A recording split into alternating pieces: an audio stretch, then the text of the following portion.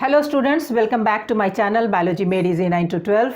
अभी हाल ही में मैंने पोस्ट किया था हेरिडिटी चैप्टर का एक वीडियो जिसमें Mendelism, monohybrid and dihybrid crosses मैंने दिया था और उसी का कंटिन्यूएशन है ये। अब इस चैप्टर में हम लोग देखने जा रहे हैं कॉन्सेप्ट ऑफ जीन। जीन क्या है?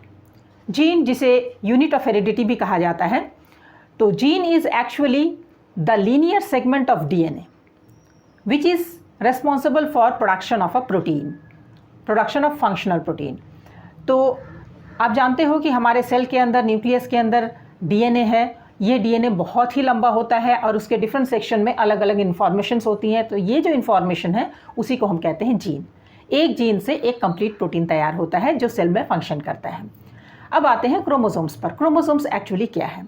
क्लास 9 में सेल चैप्टर में आपने सेल के अंदर न्यूक्लियस देखा, उसके अंदर जो नेटवर्क था उसको कहते हैं क्रोमैटिन रेटिकुलम। ये जो क्रोमैटिन रेटिकुलम है वो सेल डिवीजन के समय थ्रेड लाइक स्ट्रक्चर्स में कन्वर्ट होता है and these thread like structures are known as chromosomes.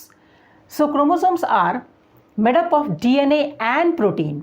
DNA जब ओवर कॉइलिंग करता है, जैसे एक धागा जब रील बनाता है, तो आप समझते हो कि जो रील है उसका एक डेफिनेट स्ट्रक्चर होता है। बिल्कुल उसी तरह से डीएनए जब अपने आप को पर्टिकुलर पैटर्न में कॉइल करता है प्रोटीन के साथ, तो वो एक सॉलिड स्ट्रक्चर बनाता है जो थ्रेड लाइक दिखाई पड़ता है when cell is in dividing mode. तो उसे कहते हैं क्रोमोसोम्स। क्रोमोसोम्स के बारे में कुछ बातें। Chromosomes are found in pairs. हमारे बॉडी में क्रोमोसोम्स पेयर्स में पाए जाते हैं।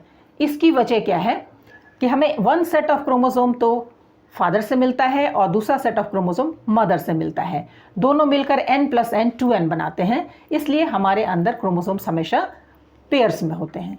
इन पेयर्स ऑफ क्रोमोसोम्स को कहते हैं homologous pair of chromosomes. Okay.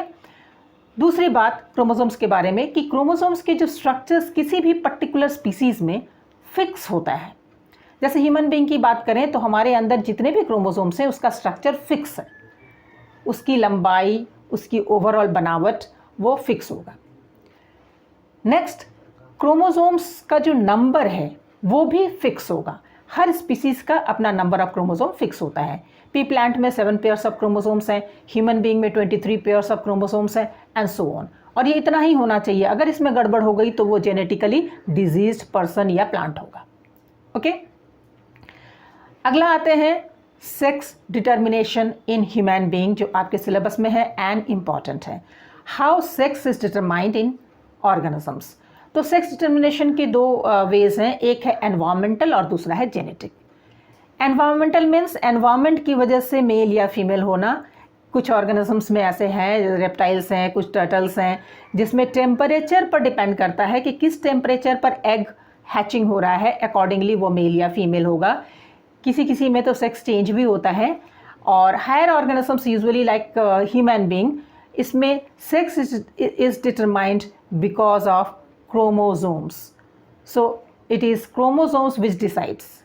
तो देखते हैं कि ह्यूमन बीइंग में क्रोमोसोम का ओवरऑल कॉन्स्टिट्यूशन क्या है और किस तरह से वो सन या डॉटर डिटरमाइन करेगा। Let's see it. Human being में क्रोमोसोम्स के जो टाइप्स हैं वो दो हैं। एक है ऑटोसोम्स और दूसरा है सेक्स क्रोमोसोम्स।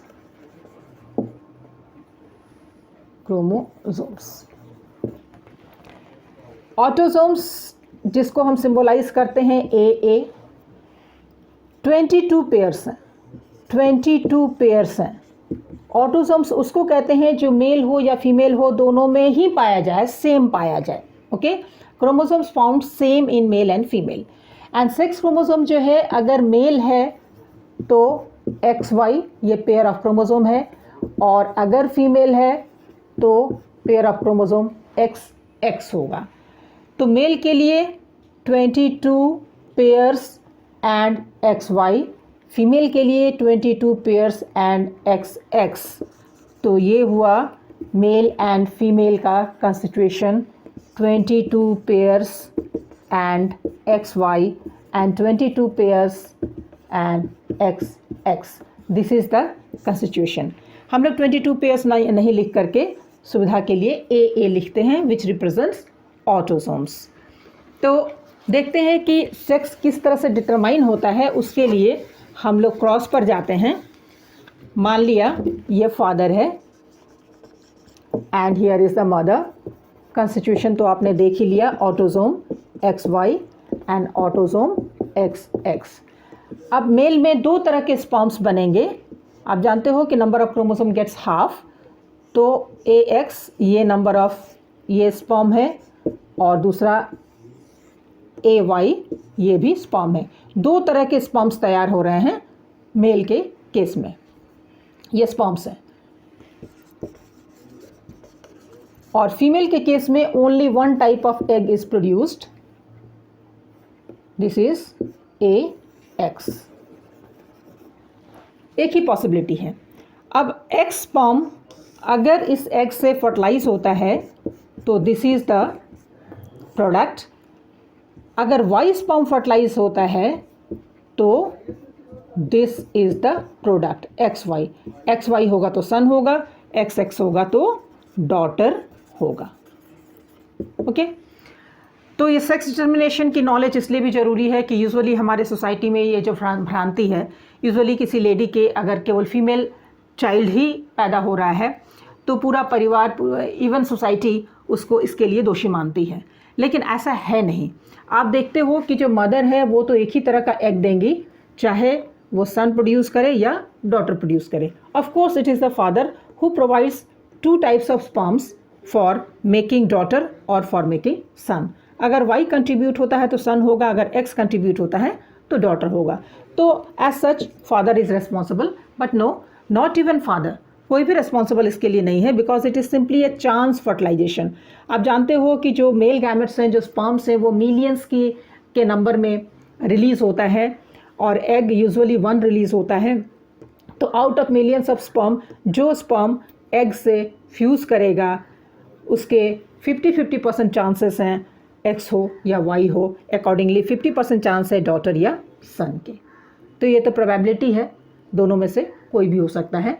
तो इस तरह का सोचना कि द मदर इज़ रेस्पॉन्सिबल, ये टोटली गलत है। ओके, तो आज के लिए इतना ही। चैनल को सब्सक्राइब कर लेना और जो मैंने लिंक दिया है उस लिंक को फॉलो करना ताकि पिछला वीडियोस भी आप लोगों को मिल सके, और लाइक और शेयर ज़रूर करना। आज के लिए बस इतना ही। Bye bye.